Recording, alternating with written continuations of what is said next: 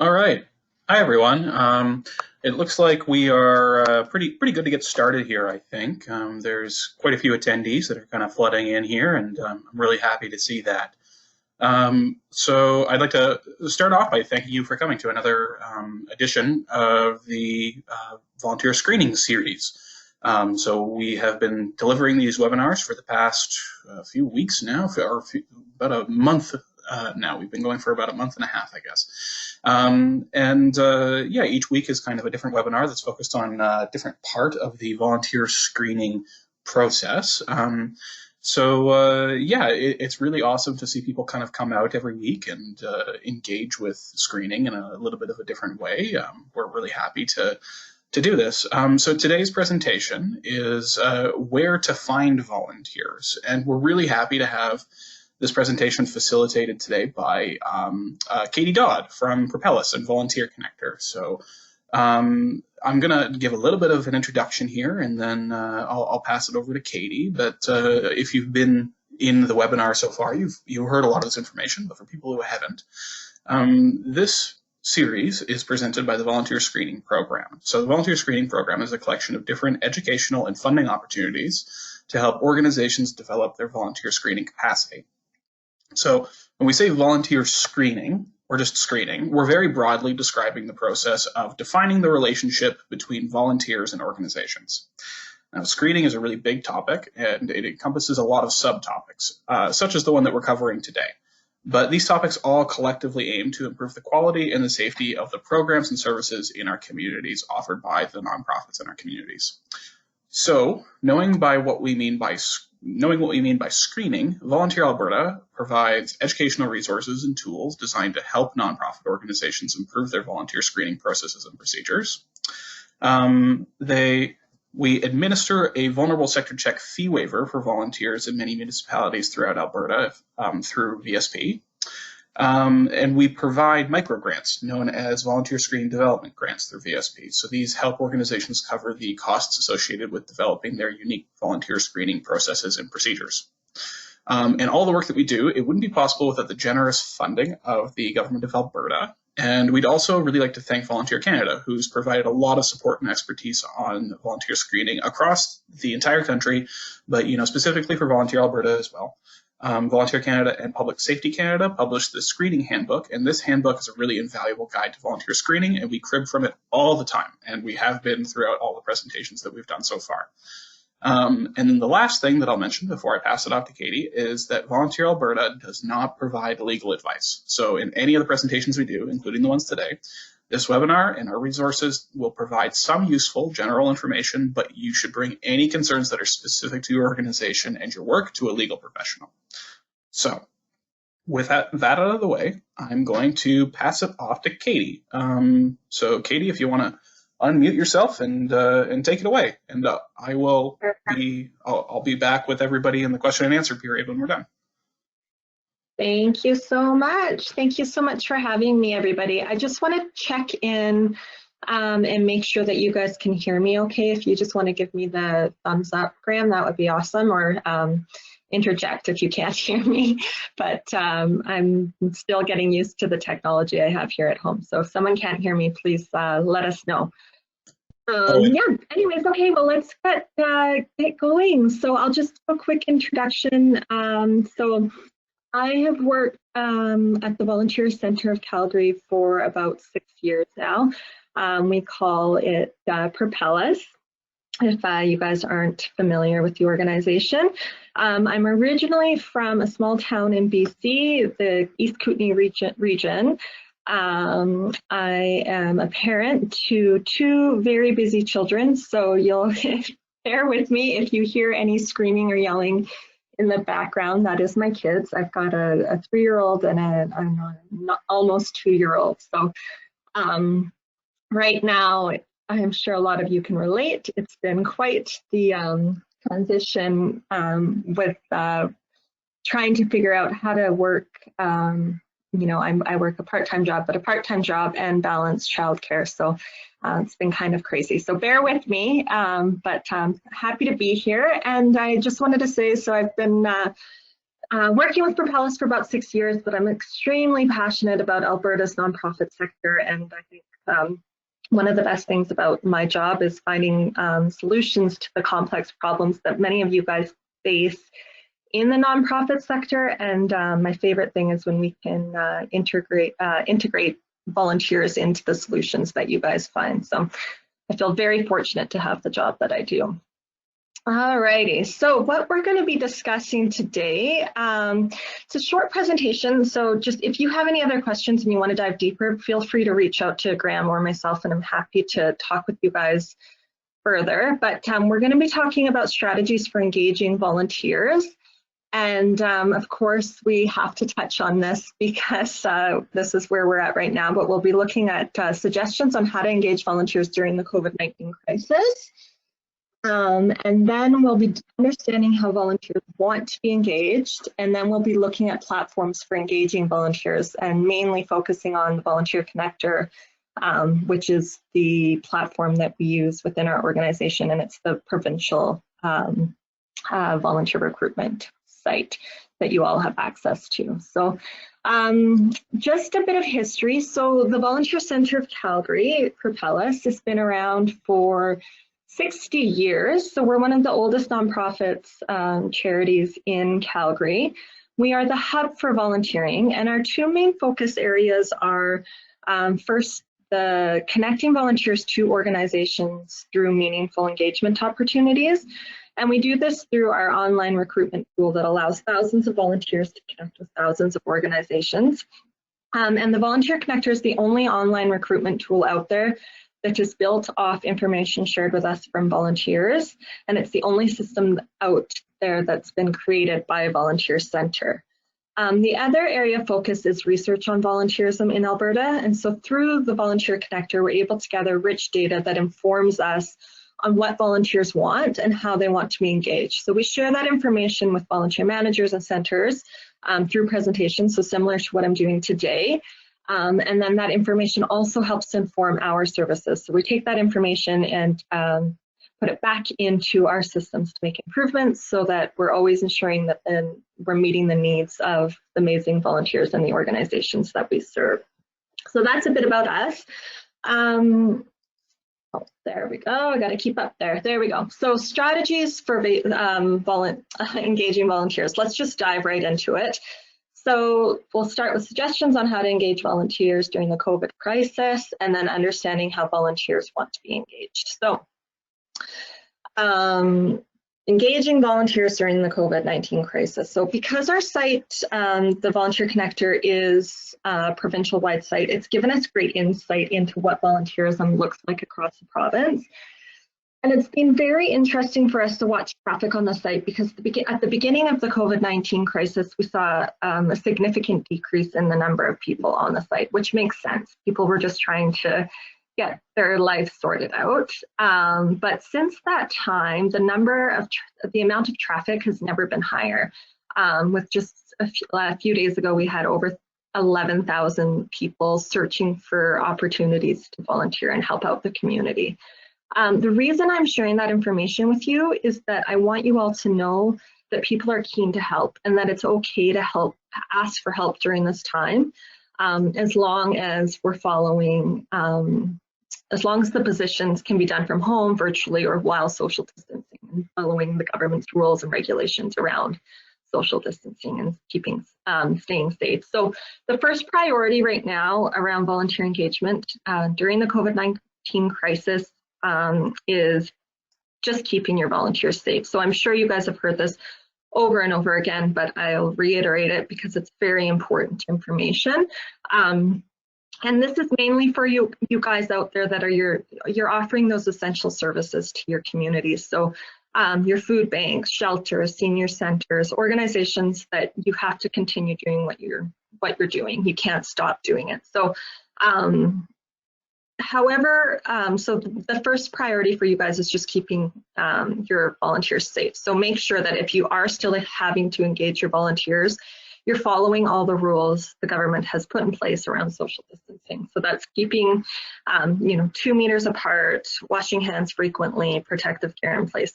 And you guys know where to access all that information, but you just need to make sure that you're following all of those guidelines to keep your volunteers safe. The other thing that I would recommend doing right now is if you are having to, in general, not just if you're having to recruit or have volunteers on site, but I also would recommend checking in with your volunteers more frequently. We all know that these are really stressful times for people. So just make sure you're checking in with your volunteers to ensure that they're feeling safe and comfortable doing the roles that they're doing. And make sure that they are following all those safety measures that you have in place. You want to make sure that you have a really trusting relationship with them so that they can trust you and count on you, but that you can also trust on them and that they're staying safe and then keeping everybody else safe. So just check in with your volunteers more often. A good example of an organization that's following some great guidelines is the Calgary Food Bank. If you want to check out their website, they have some, you can just kind of copy what they're doing. They're doing a really good job of keeping their volunteers safe during the COVID crisis. So the other thing that we want to talk about, so if you don't have to have volunteers on site, then the best way to still engage your volunteers is to look at your existing position and consider if it can be done virtually. So online. So positions like counseling, mental health support, they can all be done through virtual platforms or the phone, virtual friendly visitors for seniors, virtual book buddies for kids, virtual tutoring. More traditional positions can be transitioned to virtual, so board members, policy and procedure support. If you need communication support, you can get people to do your social media from afar, as well as web design. So those are just a few ideas, but if you're able to make adjustments to your position, I would really stress turning them into virtual positions. If virtual isn't an option for your position, check to see if you can be doing them remotely. So you can see, if perhaps you can adapt a position that was normally done within your organization, move those resources to a person's home and they could be doing it from afar. So those could be positions like, we've seen a lot of this right now, sewing surgical masks, sewing quilts. You could get people to organize donated goods for future demands that we know for sure we're going to have with all the layoffs, letters to seniors. So those are some of the positions that you could be doing from home. So what I suggest doing is taking a look at all your current volunteer positions, then assess them to see if they can be done virtually. If virtual is not an option, assess the position to see if it can be done remotely. And then finally, if it can't be done remotely and it needs to be done on site, just make sure that you're following all of the guidelines when it comes to social distancing. All right, and again, if you have any questions about this, just feel free to reach out to Graham at Volunteer Alberta or myself. We're more than happy to help guide you guys through this process. So, okay, so enough of the COVID-19 crisis stuff for now. I'm sure you're all tired of hearing about it, but just wanted to touch on that. So what I'll do now is I want to just move on to understanding how volunteers want to be engaged. So the information that I'm going to draw on now comes from research that we did last year around volunteerism in Alberta. The purpose of this research was to better understand what volunteers want and how they prefer to be engaged. So one of our key findings from this research was that basically volunteers want opportunities that better reflect their life. So meaning they want opportunities that are flexible. Volunteers still appear very interested in your more typical or traditional volunteer roles like friendly visiting, mentoring, ELL. Support or homework support, but they want to be able to determine their own schedules. So that's something to consider. So in the past, we might have said to someone, you need to show up, every Tuesday from 2 until 4 for the rest of your life. New recruitment has to be done on the volunteers' time. So that's something that's really important to think about. So is it possible for you to share a calendar with your volunteers and allow them to select their own shifts? And then allow them to choose what works best for them. And then The other thing that you want to think about is, again, and this is what we talked about, but it's good that the COVID crisis is forcing us to do this and think about this already, because the research that we found last year is already telling us that volunteers want to be able to do work remotely. So is it possible for us to give the volunteer instructions on how the job can be done, and then allow them to do it at home, and allow them to do it on their own time? So maybe they could do it, rather than having to do it in a 5-hour chunk, maybe they can do it in bits and pieces throughout the week. So just by adding some flexibility to the volunteer position, more people will get involved because the job will feel more manageable to them. Okay, so expanding your search. So ask your volunteers if they know anyone who is interested in volunteering. So our existing volunteers are an incredible resource and already engaged community members, and engaged community members are well connected and tend to have values that align with theirs. So that's a great place to start when you're trying to find more volunteers. The one thing that I would stress is just be mindful, especially for you guys in smaller communities, when you ask your volunteers if they know anyone in their network that might be interested, just make sure that you express to them that you want a new volunteer, because I find that sometimes in smaller communities especially, people will just offer to do the work themselves. And we know that in rural communities, burnout is a big issue for volunteers. So I would just stress to them that you're looking for someone new that they might know, not for them to take on extra workload. The other thing that you want to think about is recruit using an online tool. So you can't strictly rely on word of mouth anymore, especially in your urban centers. Most people find their volunteer opportunities online. I think it's around 80%. And then in your rural communities, the number is growing. I believe it's around 40 to 50%. So people are going online to find their opportunities. So we can't rely on the same volunteers over and over again. So as I mentioned, that runs the risk of burnout. So make sure that you're using an online tool. So and there's lots of tools out there. I'll be talking about Volunteer Connector later, but some of you guys might already have, your local volunteer centers might have platforms that you can use for recruitment as well online. So make sure that you're using something. You want to just make sure that you're exposing your organization to a new community, and especially if you're looking to recruit younger people, an online tool for recruitment is essential. Also consider, go back a second, consider using Instagram, Facebook, and Twitter, your website and newsletters. And then Volunteer Alberta, their marketing experts, offered us some tips as well that I just wanted to touch on. So they said online or digital marketing is a whole new playing field that many nonprofits struggle with based on budget, capacity, and time. But by doing a few things right, you can get volunteers to come to you. They also said it's a good idea to not only have an idea of who your current audience is, but also the audiences of your volunteers who you would like to reach.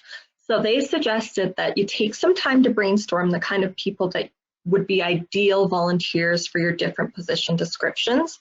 Then you can create volunteer personas or brief profiles that tell you more about your ideal volunteer, such as their interests, personality traits, demographics, etc. And then by creating that volunteer persona, you can reference them. Then you can revise your position descriptions when you're putting a call out through different channels. So I thought that was really good advice. And basically they said that you'll be able to speak to and relate to your intended audience better and in a more relevant way. So it could mean the difference between attracting a skilled volunteer and an intern for a larger project versus a volunteer who can only commit an hour or two a week. So they said, again, just to reiterate, think about what kind of volunteer you're looking for, so think about that, and then think of the type of people that would suit your volunteer position, and then develop a persona based on the characteristics of that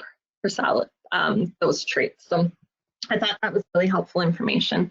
And then this is something else that the experts at Volunteer, marketing experts at Volunteer Alberta shared with me. So they just said to attract volunteers effectively, you'll need to make sure that volunteers can find your opportunities easily without digging or clicking too deeply into your website. This is really important. We know for ourselves with the Volunteer Connector, Google really likes our site because people find what they're looking for within a click or two, and then they stay on that information. So they want to make sure your link to the volunteer opportunities is on your homepage so that people can't miss it. When it comes to social media, share your opportunities on your most engaging platforms with eye-catching photos and videos. And then they also said, I didn't realize this, but they said that Facebook has a job section for pages, and you can add your volunteer positions to that. So that's just another great way to get your positions out there, or yeah, your information for volunteering out there. And then this was interesting too. So they said when it comes to being discoverable through a web search such as Google or Bing, your website and its contents will need to be incorporated through SEO, so search engine optimization. And basically what SEO is when you incorporate commonly searched keywords and terms and phrases that relate to your organization. So you're going to incorporate that search into your volunteer opportunities through the front end so that people can find them more easily. I'm not describing that well, but it's important you could get a volunteer to even help you with that. But yeah, just it's definitely worthwhile investigating search engine optimization, because basically what it does is it allows for your volunteer positions to show up higher on the Google pages. So the Google pages on Google. So that's something that I wanted to share with you guys from Volunteer Alberta and their marketing specialists. Okay, so moving back onto my stuff. So streamline the recruitment process. So this is something that I think is really important.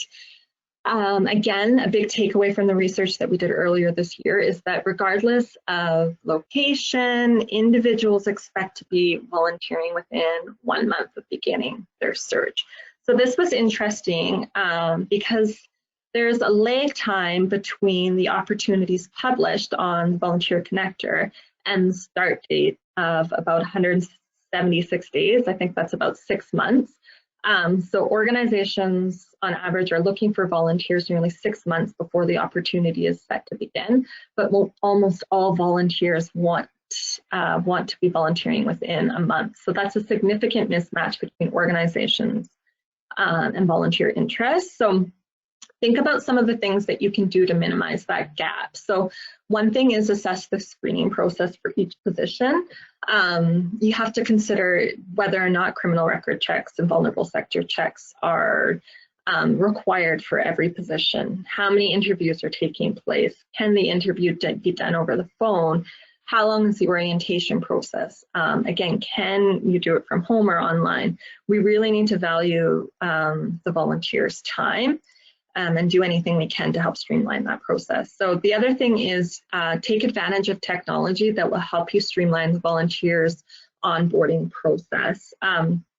So for you larger organizations, you might have resources to volunteer management software like Better Impact, or in some of you smaller guys might be doing stuff manually or through Excel spreadsheets, but use some sort of technology to streamline the process. I'll be showing you guys the stuff that we offer at the Volunteer Connector to help kind of manage and take care of your volunteer management pieces. So, but yeah, I would suggest using some sort of technology and not just keeping track of your volunteers manually. This just kind of helps to keep track and stay organized.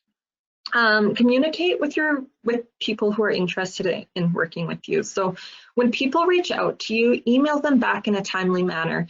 Even if you don't need a volunteer at that exact moment, communicate with them well so that, you know, maybe they'll still want to volunteer when you need someone in the future. I've talked to so many volunteers in the community who have said they've reached out to organizations that say there's a need or they want to help them because they're interested in that cause, but no one ever gets back to me or gets back to them. So that's something that I think we can always do a better job of. It's just trying to communicate with people that are interested in working with us. So, and do as much as we can to get people volunteering faster. So keep them interested and engaged. So even if that means giving them another position until all of their screening requirements have been filled, that might be a thing that you can be doing to keep them interested and so that they don't move on to another organization.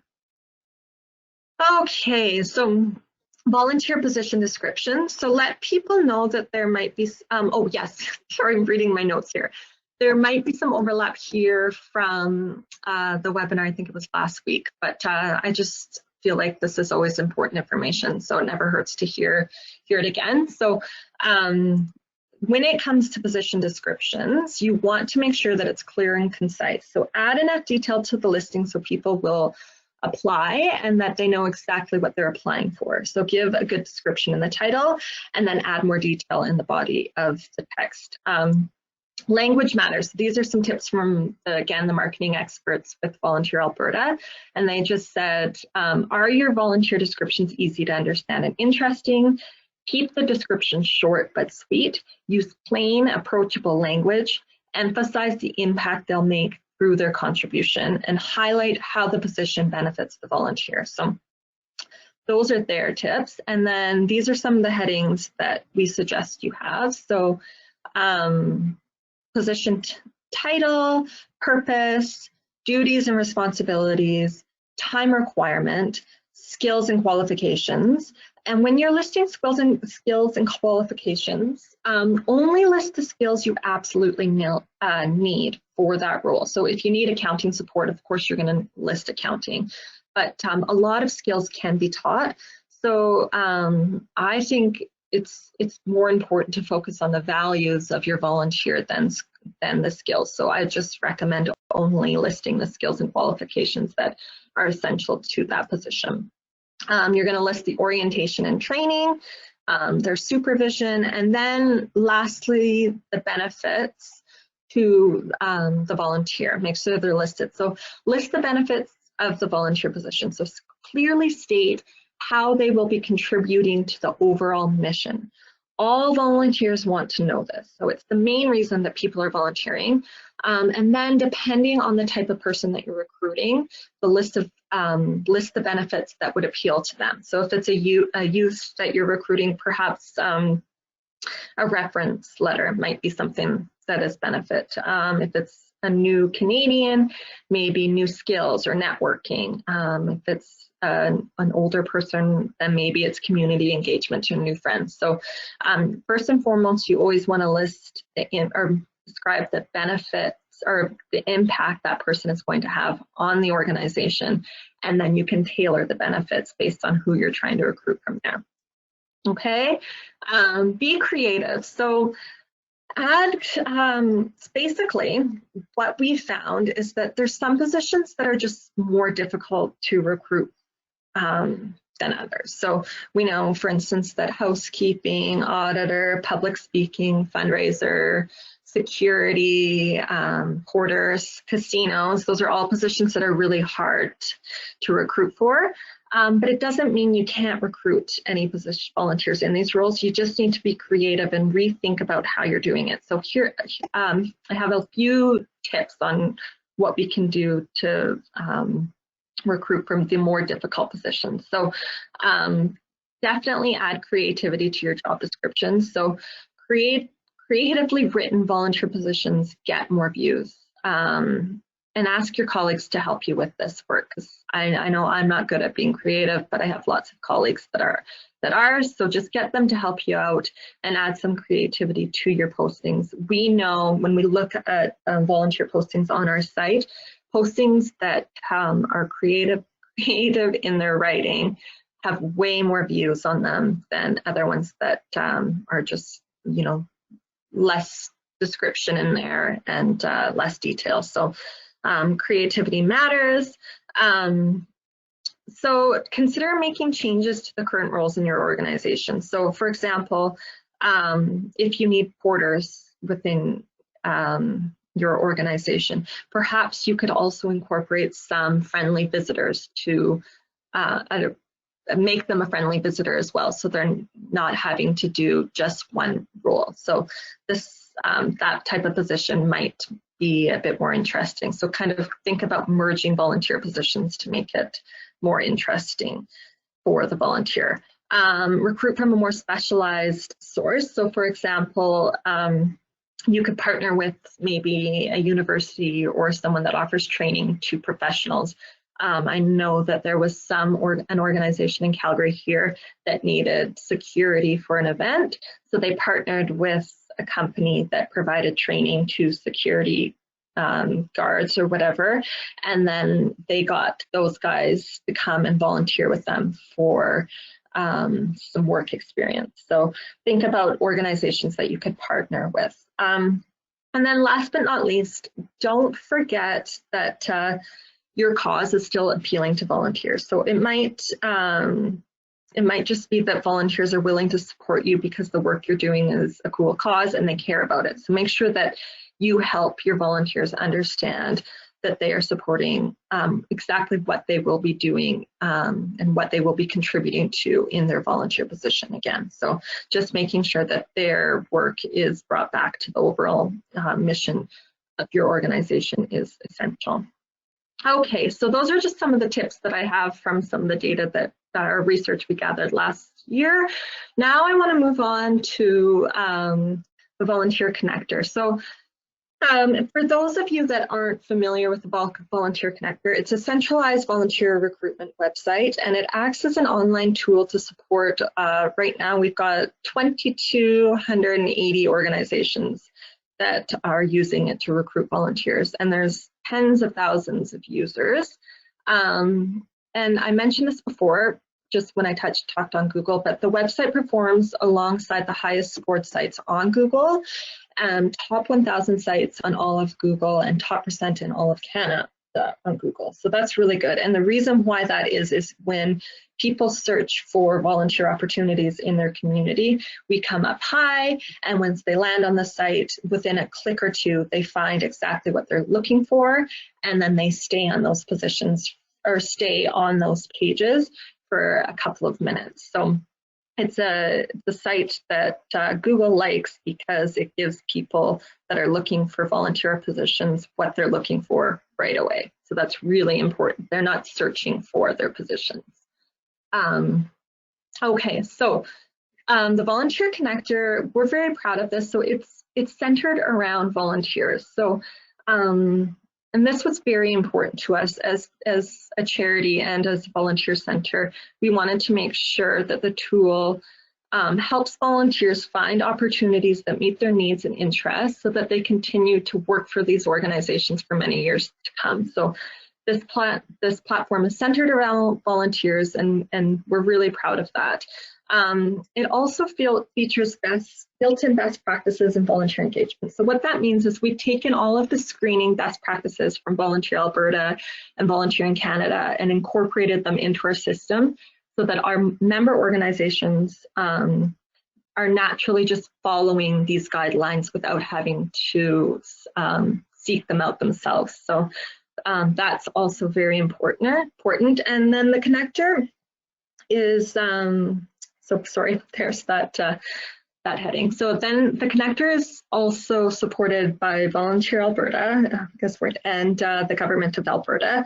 But the key to our success really has been around partnership and collaboration with our regional partners. So we have done this by providing small volunteer centers throughout the province with access to the site for themselves and their communities for free.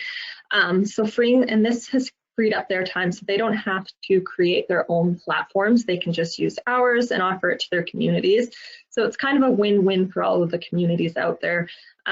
They can access the site for free, but then they also have access to their local volunteer center. So it's been really, really helpful in our success, and it provides great support to all the communities out there.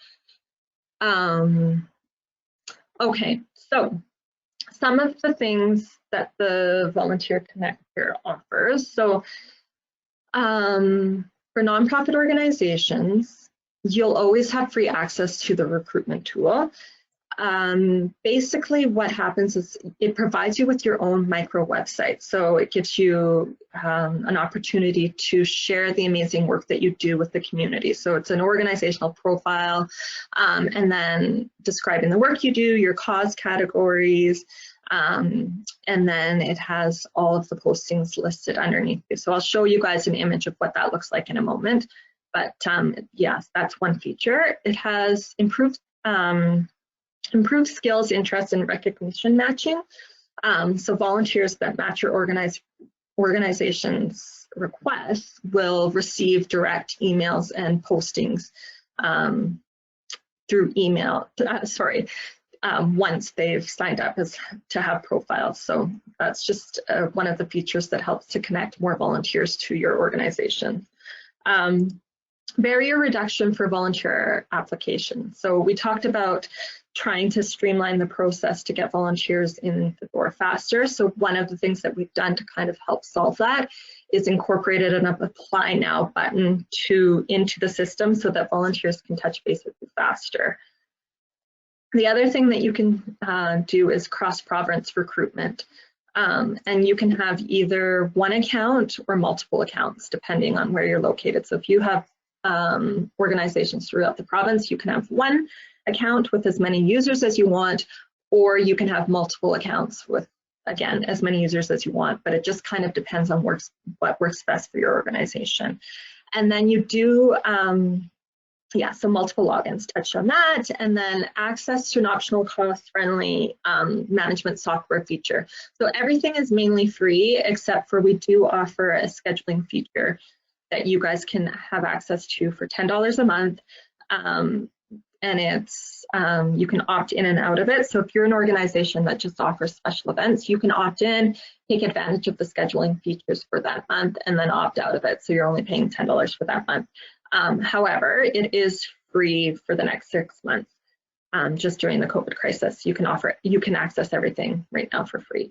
And the reason why we do charge for a small portion of the Volunteer Connector is because we are a charity. We, as many of you know, funding is limited right now. So we are just trying to incorporate a bit of a social enterprise into our system to continue to run the way that we do. But I will let you all know that we do have secure funding for the next year. So the system is not, or next few years, so the system is not going away anytime soon.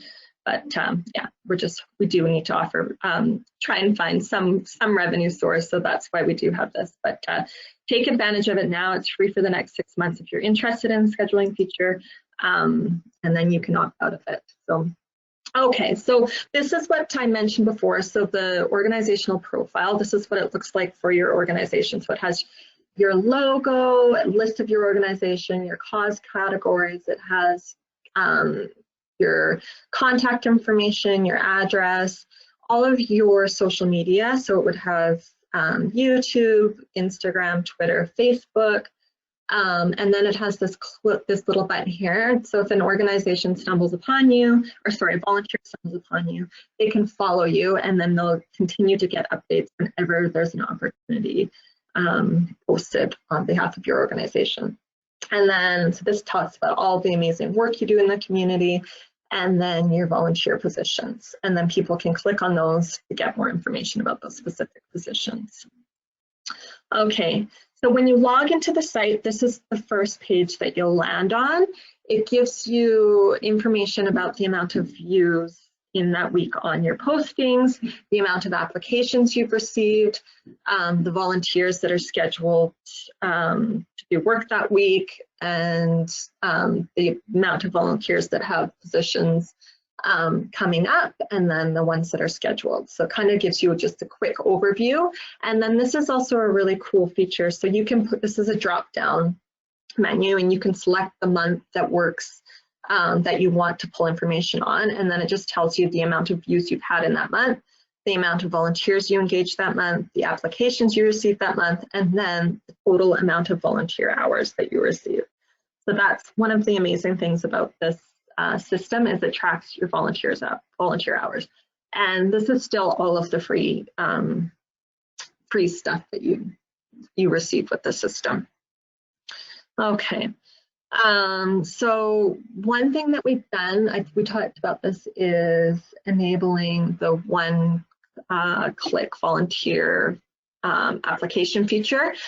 And again, so we're doing this because we want to connect volunteers to you faster, and then accepting applications online just allows people to just do a quick click and get in touch with you. We were finding that before we had your phone number and email address listed, and that still acted as a bit of a barrier to volunteerism. So people can just click on the button, you're informed that they're interested in the work that you're doing, you get an idea of what their primary skills are, secondary skills, they can write any information that's specific to that role to you, and then their contact information. So it's just allowed us to streamline the process. The other thing I want to mention is, and you can't see this right now, but I can show you guys afterwards if we have time, is if you are in a larger organization that has your own system built in, you can take this, unclick this button here, and enter in your Better Impact link or whatever it is, so that people, when they click on the Apply Now button, they're just directed right to your site. Okay.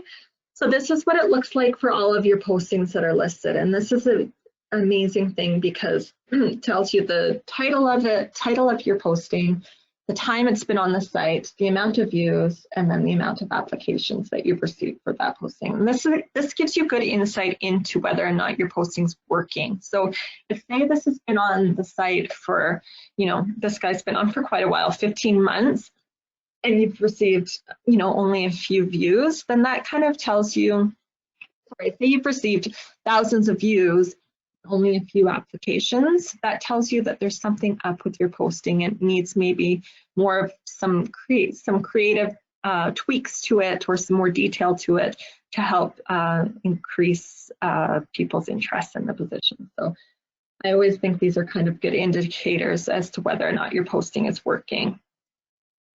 And then this is what the volunteer posting looks like once it's live on the site. So again, here's your logo. You can follow the listing, tells you what type of position it is, some detail about it, skills that are required, why you should volunteer for this position, and then it has all of your screening requirements on the side. Okay, and then once people start applying, this is what it looks like in the volunteer connector. So you'll get applications from these people. I'll show you what it looks like. I just want to go over here. So this is kind of what the application looks like. I'll let you know right now we do not have posting requirements listed. That will be in by the end of the year, but it does have your primary skills, secondary skills, and short bio. And then you can decide, once you've been in touch with them, you can approve them or decline them quickly. So it just helps to kind of streamline the process. And then once that's done, they're moved into your volunteer section. And you can organize all of your volunteers there. They're organized by role and position.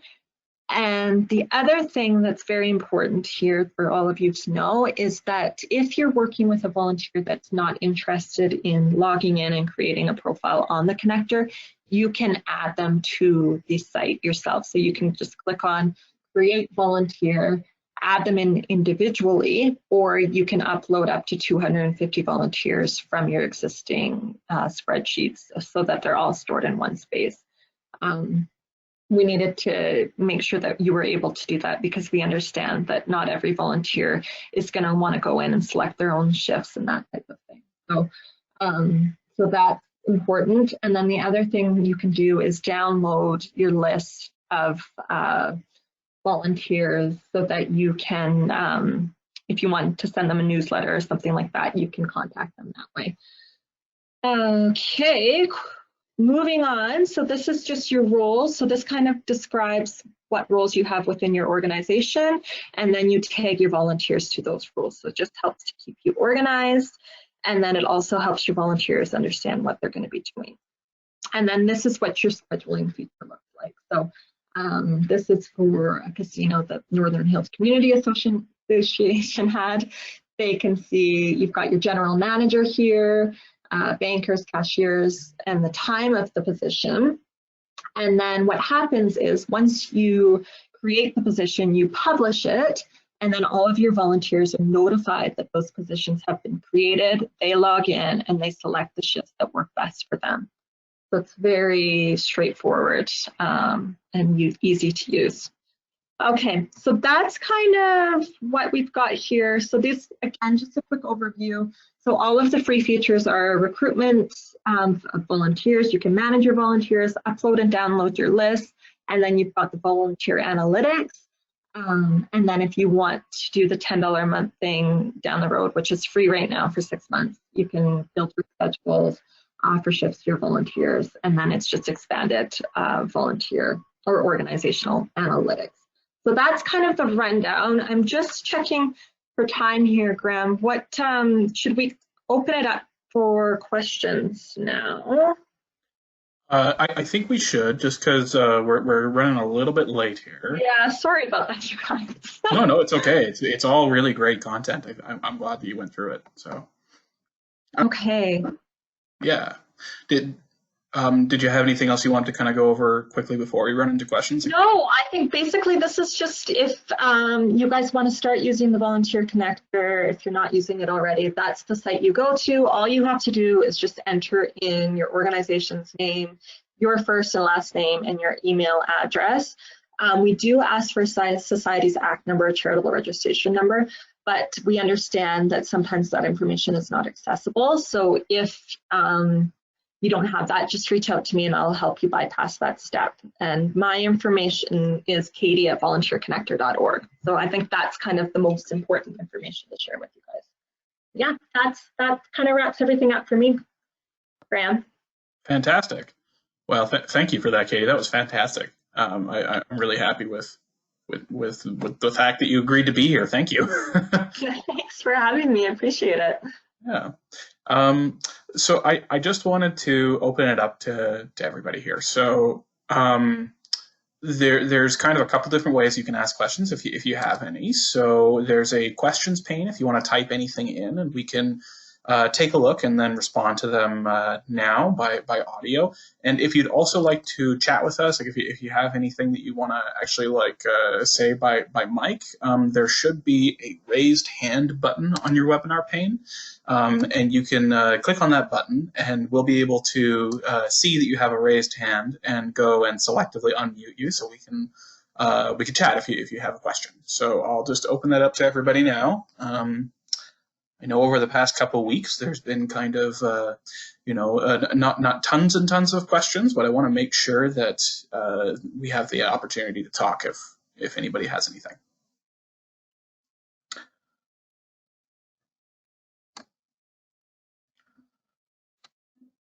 Okay. It's looking a little quiet here.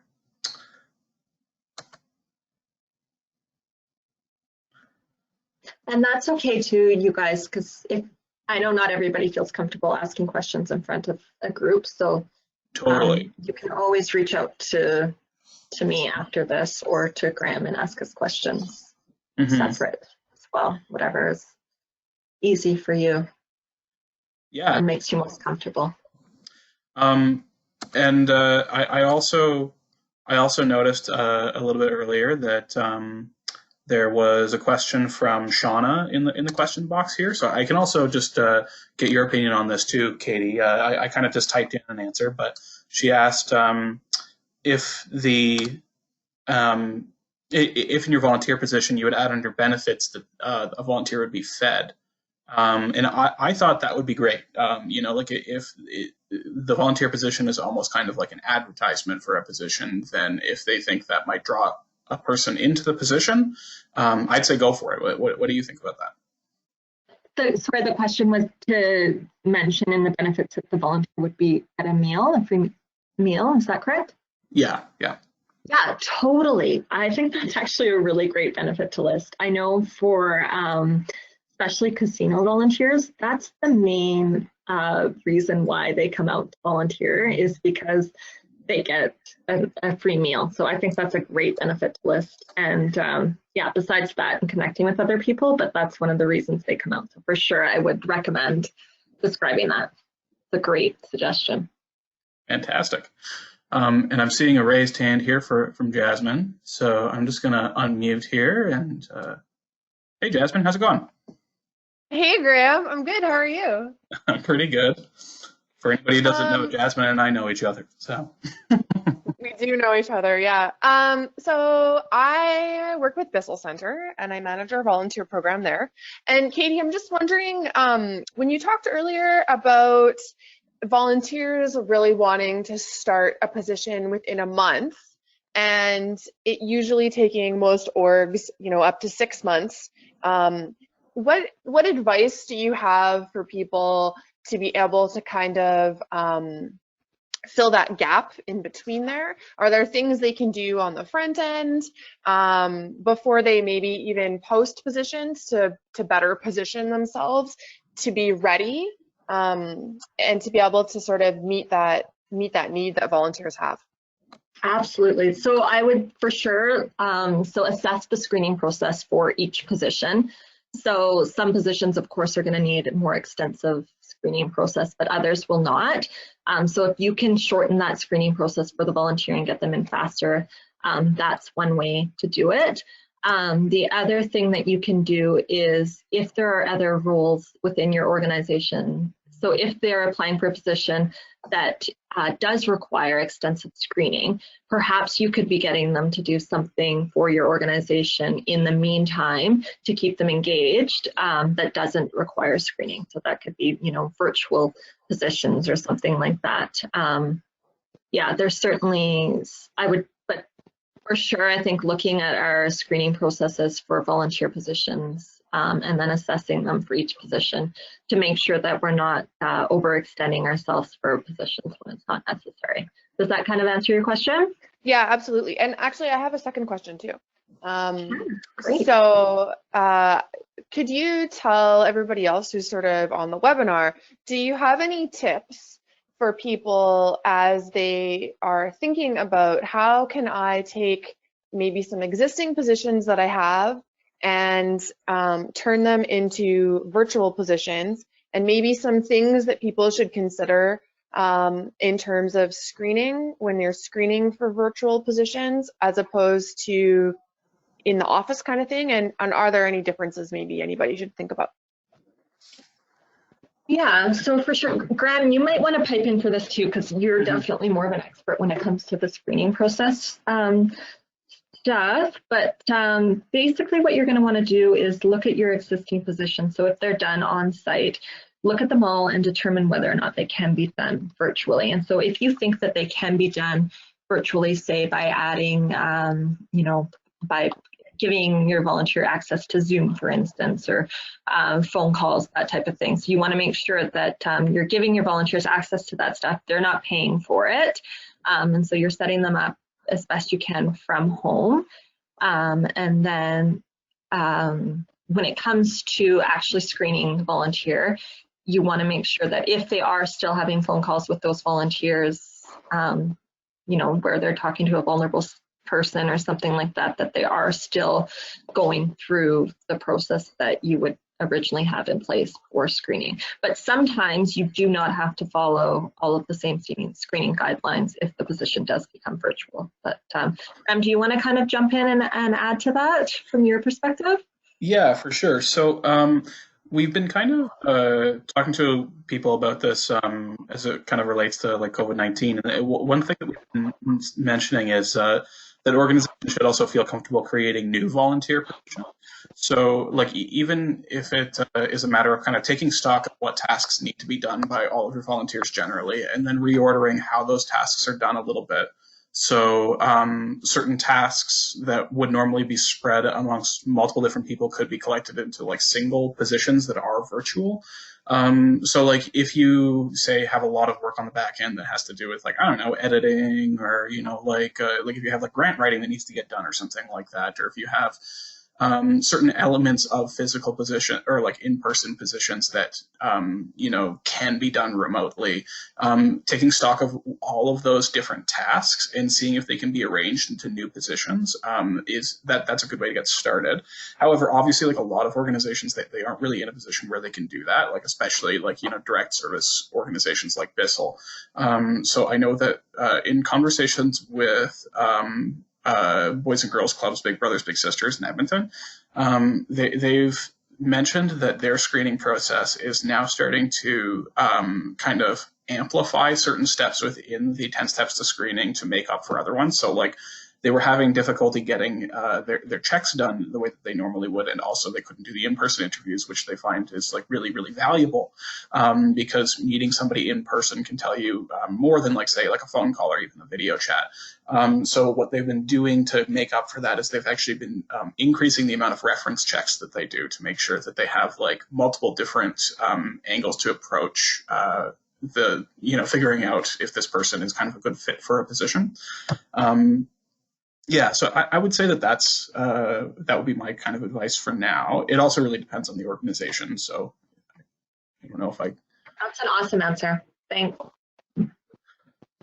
Does that kind of work for you, Jasmine? Yeah, that's great. Thanks, Graham. Awesome. Thank you. And we have another question here in the question pane from Kim Jarvis. She says, "Hey, Katie, how can I update my information on Volunteer Connector?"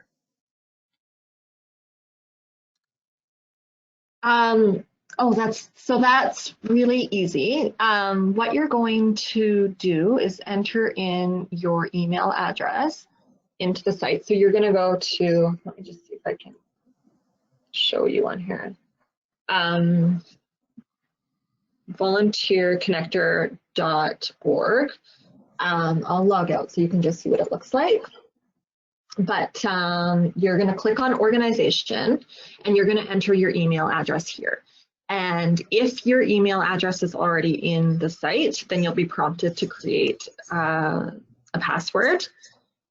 And if you've forgotten your password, you can just easily click on forgot my password and it will generate a new one for you. If you have not accessed the site in a long time or used it with that email address, then you just need to enter in your email address and then the quick information about your organization, your first and last name and Society's Act number, and then you'll be brought right to your profile. And I'll just show you guys here quickly if I can log in. What you're going to do is right here is your profile, so you can update all of your information here in the site. Can you guys see that? Oh, and I see that Kim has her hand raised as well. I can quickly unmute you here, Kim. Hi there. Hi. Hi. Thank you. No problem. Right after I put the first question up, Katie gave her email address, so I've emailed her directly because the email address that we had used to set up this account is no longer being used. Okay, so I will set it up so that you're associated to the new account. Awesome, that's great, thank you. I can do that for you. And if anyone else has any questions about logging in, just let me know. Send me a quick email and we can set you guys up right away. Thanks, Thank Kim. you. No problem. Awesome. Thank you. Thanks. All right. So we're right up at 12 here. So I'm just going to give one last call out for questions, and then if we don't have anything in the next little bit, like in the next few seconds, then I guess we'll shut it down. So last call. All right. I think we're looking pretty good here. All right. Okay. That was awesome, Katie. Thank you so much for coming. Thank you so much for having me. It was fun. Thank you. And I'd also really like to thank everybody who came. It's super appreciated. Make sure that if you want to attend the next webinar, it will be it'll be in 2 weeks' time on the Wednesday at 11, like it has been before, and that webinar will be on volunteer recruitment and hiring. So that should be a good one. And we will email out the presentation attachment after this, and you should also be able to get the recording from that follow-up email. So if you have any other things that you'd like to review, then you can. Yeah, so thanks again. I'll shut this down now. Okay, thanks. Bye, Katie. Bye.